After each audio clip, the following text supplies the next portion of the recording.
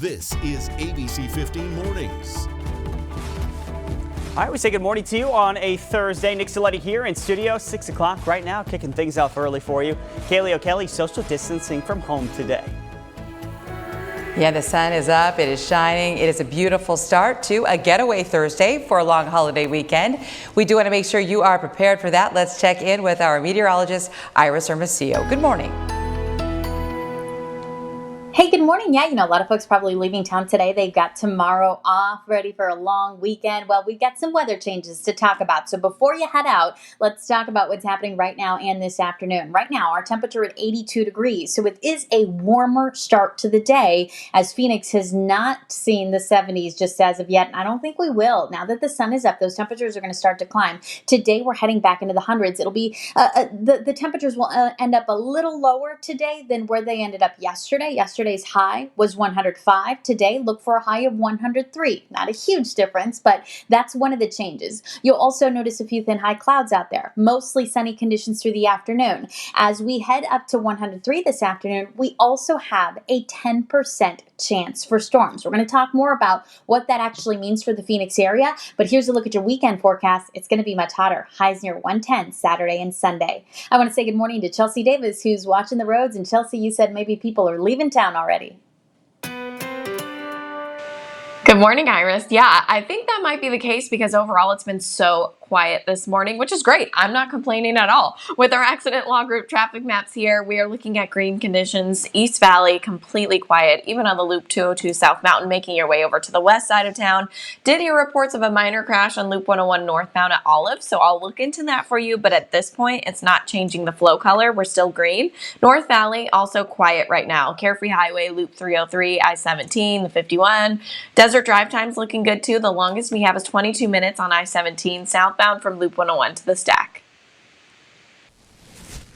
Thank you, Chelsea. Today, you'll notice flags flown at half-staff honoring the life of Peoria police officer Jason Judd, the 52-year-old leaving a youth camp yesterday morning at Liberty High School where he had spoken. And as he was leaving, his motorcycle somehow gave out from under him. There is no routine call. There is no routine day. And just when you think that your officer is protected and is going to come home safely to their families, sometimes they don't. And those sometimes are the hardest. Our thoughts and prayers with his family this morning. The 100 Club is accepting donations on behalf of Judd's family. He leaves behind a wife and children. Officer Judd served with Peoria Police for 21 years, and he was also a veteran of the Air Force. Well, Arizona breaking records once again when it comes to the new numbers for the coronavirus and also deaths reported in a single day. The latest numbers from the State Department of Health Services showing that we added more than 4,800 cases, bringing our total number of confirmed cases to more than 84,000. And more than 1,700 Arizonans have died from this virus. The surge in cases coming as Vice President Mike Pence visited the Valley yesterday, saying the federal government will help Arizona as we deal with this public health crisis. Mark Thompson joining us live this morning from home. And Mark, the VP promising that help is on the way. Did he say anything specific, though, about this?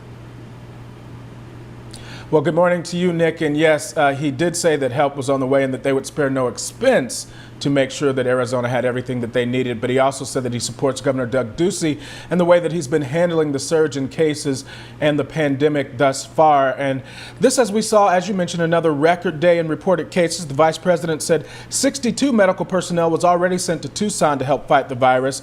And he says that he will immediately ask the Secretary of Homeland Security to try and fill the governor's request for 500 more doctors and nurses and personnel to help fight this surge. After meeting with the governor, Pence says that he's encouraged that hospital capacity is manageable, but he seemed unaware that our state is activating crisis care where doctors may have to decide who lives and dies. We continue to see cases rising, but as we've surveyed hospitals across the state, personal protective equipment, those things that they need to render care, appear to be in abundant supply. But we're here to make sure that remains to be the case. We don't ever want any healthcare professional making a decision about who gets healthcare and who doesn't. And Governor Ducey only spoke briefly after the vice president, just urging everyone to stay at home if they can. Reporting live this morning, Mark Thompson, ABC 15 Arizona. Back to you. All right, Mark, thank you so much. Gila River Casinos planning to reopen all 3 Valley properties today after a 14-day shutdown. That closure announced after a worker there died. Our John Genovese is live. He's outside Lone Butte Casino this morning. And John, it sounds like management is implementing even more safety protocols now.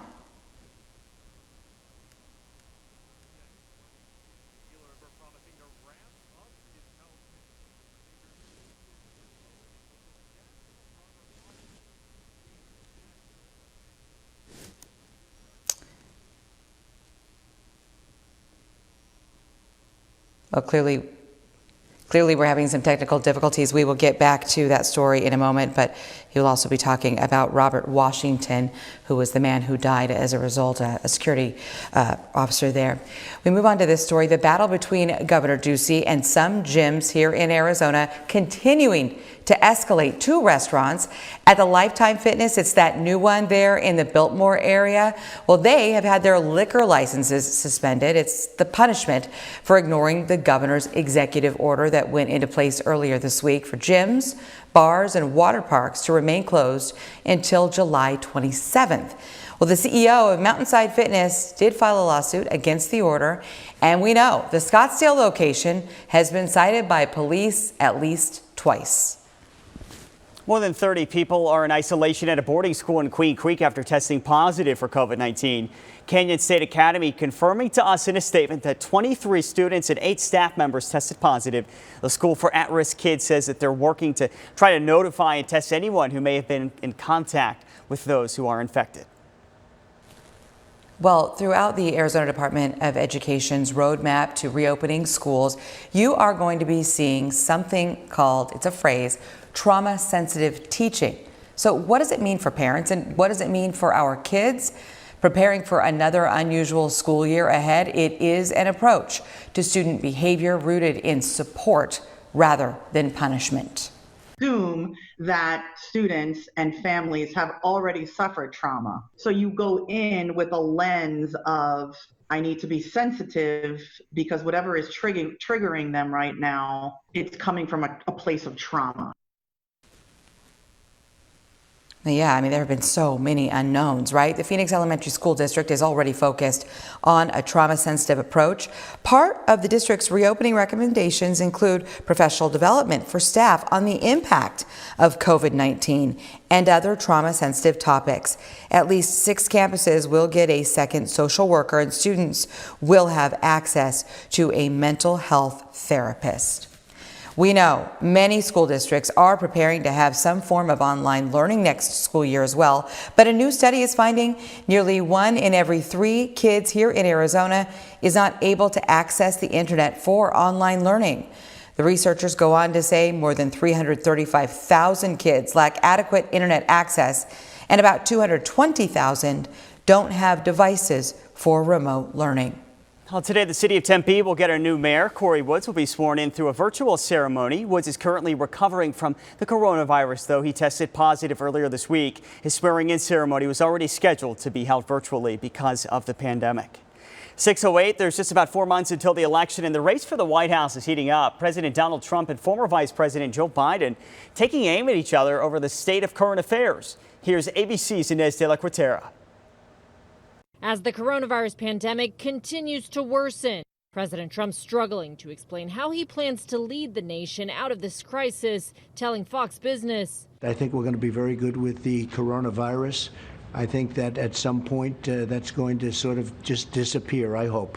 The president also facing growing backlash for refusing to wear a mask, but now insisting. I'm all for masks. I think masks are good. And on the foreign policy front, the White House grappling with new reports that accuse the Kremlin of paying Taliban fighters to kill U.S. troops in Afghanistan. Trump insisting the intelligence people didn't believe it happened and saying this. I think it's a hoax. His 2020 opponent blasting the president for not taking action sooner, both with regards to Russia. If he was briefed and nothing was done about this, that's a dereliction of duty. And when it comes to the pandemic. Donald Trump is in retreat. He called himself a wartime president. What happened? This, as a new Politico Morning Consult poll finds Trump's approval rating has dropped to 39%, with 59% of voters disapproving of the president. Fundraising numbers reflecting that trend as well, with Biden and Democrats raising more than President Trump and the Republican Party in the latest round of numbers. Inez de la Cuetara, ABC News, Washington. All right, Inez, thank you. Phoenix City Council voting to rename 2 streets considered racially insensitive. Squaw Peak Drive will be changed to either Peak Drive or Piestewa Peak Drive, and Robert E. Lee Street will be renamed Freedom or Justice Street. The city will be hosting virtual meetings to get input from you. And a letter signed by more than 200 Arizona veterans is calling on state leaders to remove the Confederate monuments here in Arizona. The letter also asks Governor Doug Ducey to call a special legislative session to address police reform. The governor has said there should be a public process for deciding what to do with those monuments. Well, next on ABC15 Mornings, it's the sign posted at a Valley Antique shop that's gone viral. The message they have for people who don't want to wear a mask right now. And good morning. We're at South Mountain Community College. It's 2 hours away from a COVID-19 testing blitz, and already hundreds have shown up. The National Guard is also here. We're going to have a live report for you coming right up.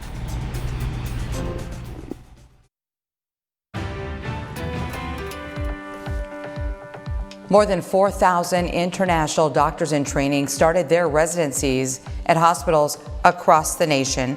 Because of the new visa requirements, many are unsure, though, if they will be able to get an H-1B visa once their training is complete.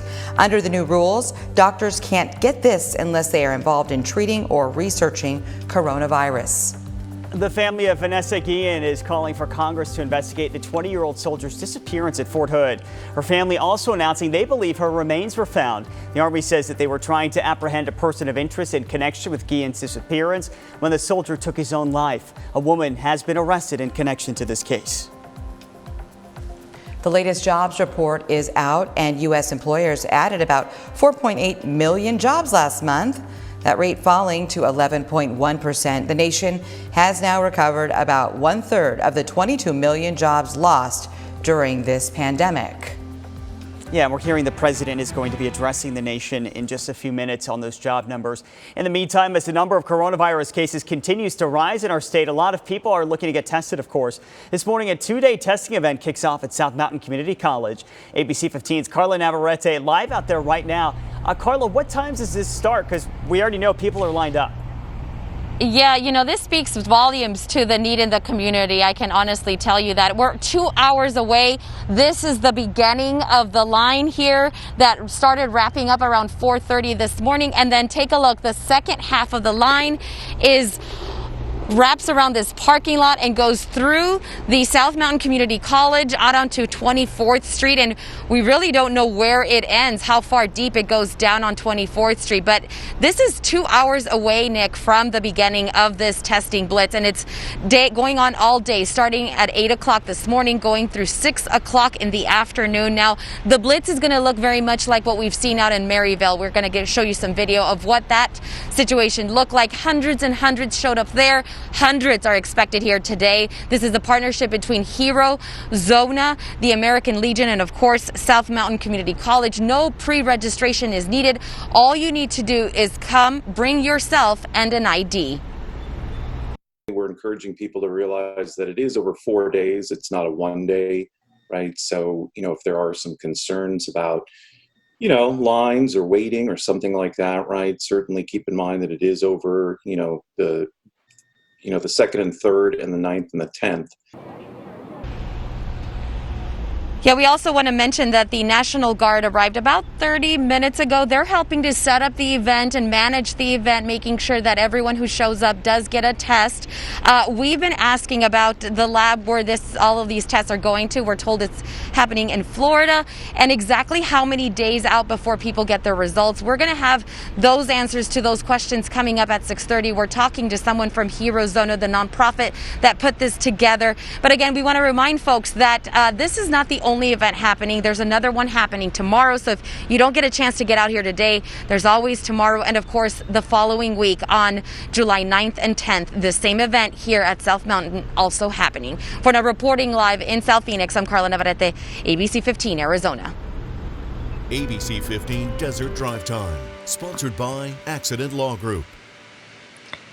All right. Thank you so much, Carla. We appreciate it. I'm watching the roadways here for you, and I have a small crash to point out to you. I'll show you the ADOT in a minute, but Loop 101 northbound to Olive, as soon as you enter that ramp, off to the side, you're going to see a crash that's in the clearing stages. No major lanes are blocked, and we're not seeing a big slowdown associated with it either. West side of town, I-10 looks great all the way eastbound from Loop 303 to the mini stack. 23 minutes to go 23 miles, averaging around 60 miles per hour. So it's great out there. East Valley, quiet even throughout Maricopa. North stretch also looking green for I-17, Carefree Highway, Loop 303, the 51. If you are heading up north, we'll have got all green conditions right now for most of the Valley freeways, which is great. Take a look at that ADOT camera just so you know where I'm talking about. Loop 101, northbound, Olive, right after the off-ramp. All the activity still off to the right shoulder. I'll let you know when it's clear.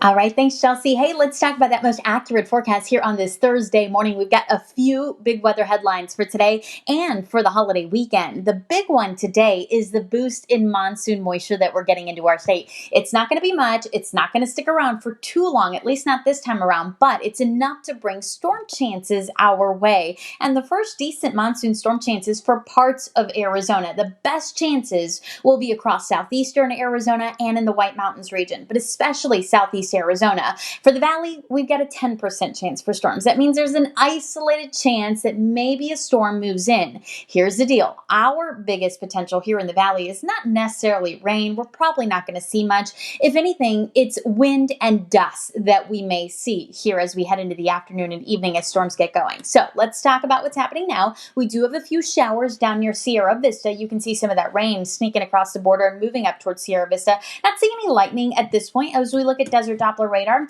Across the rest of the state, we're looking at mostly clear conditions here at this hour, a few thin high clouds here in the valley. Here's what today looks like though. As we head into this afternoon, as we get some of that daytime heating, we start to see those storms fire up, primarily down in southern Arizona from about Tucson to Ajo and points to the southeast. Again, that's where our best storm potential will be, but we could see a few storms up near Safford and also in the White Mountains. And then watch as we fast forward. That's 3 o'clock now. We're at 6 o'clock here this evening. Going into Pinal County, starting to see a few pop-up storms. So these storms could work their way a little further north into Pinal County and southern Maricopa County. And again, there is a 10% chance that maybe a storm moves into the valley here later this evening. The chances are low of rain, but we'll have to watch again for some pockets of blowing dust, especially as those storms get going across some of our open deserts to our south. They kick out those wind gusts and we potentially see some of that dust. So here's what that breakdown of storm chances looks like. For the valley, it's just a 10% chance. For areas over the higher terrain just north and east of us, even spots like Flagstaff, it's a 20% chance.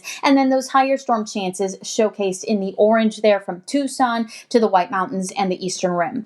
Another big concern in southern Arizona, in case you're heading down to the Tucson area, the burn scar, the Bighorn fire burn scar, could see flash flooding because of that rain that's expected there. It's not going to take much, and with that burn scar there, we could see some flash flooding. So a flash flood watch is in effect for that area around Tucson. Now, temperatures as you step outside right now in the 70s to 80s. It's 82 degrees in Phoenix. We've got mostly clear skies, a little warmer today to start versus where we were yesterday. This afternoon, temperatures will head into the hundreds by around 2 o'clock. Our high reaches 103. And again, we'll have to watch for a stray storm or some pockets of dust later this afternoon and evening. Highs around the state, 90s in Sedona, mid-90s in Kingman, upper 80s in Payson. As you look at that 7-day forecast, we'll go from 103 today to 106 tomorrow. And then this weekend, those high temperatures are close to 110 through the weekend. On Saturday, 109, 111 on Sunday. Iris, thank you. Still ahead at 6, former Vice President Dan Quayle opening up about who he thinks could win in November and what single factor he thinks is the most important when it comes to the election.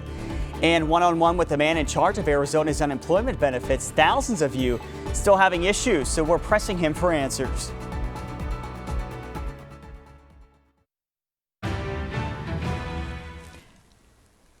Well, a sign requiring face masks at a local thrift store is now going viral. A lot of you chiming in online right now about this with us. This is outside Antique Sugar. It's a vintage clothing store in Phoenix. The owner, Sarah Bingham, is telling us that she put it up after a few customers would not wear a mask. Some people are trying to make this some kind of a political statement, but people are not dying along party lines. It's just such a small sacrifice. It really is. And if we can do this and get this under control, we can get back to normal as soon as there's a vaccine.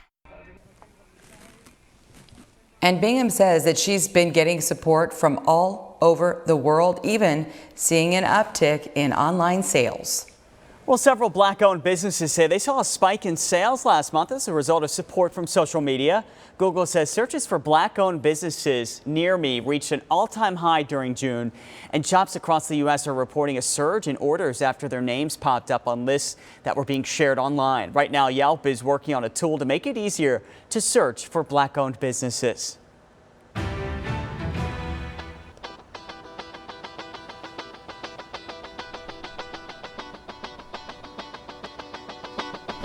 Here in the Valley yesterday, as Arizona continues to deal with a rising number of coronavirus cases and hospitals filling up. The federal government is now vowing to help. Well, after an employee died and others voiced their concerns, Gila River is preparing to reopen its casinos once again today. And we'll break down the changes they're promising coming up.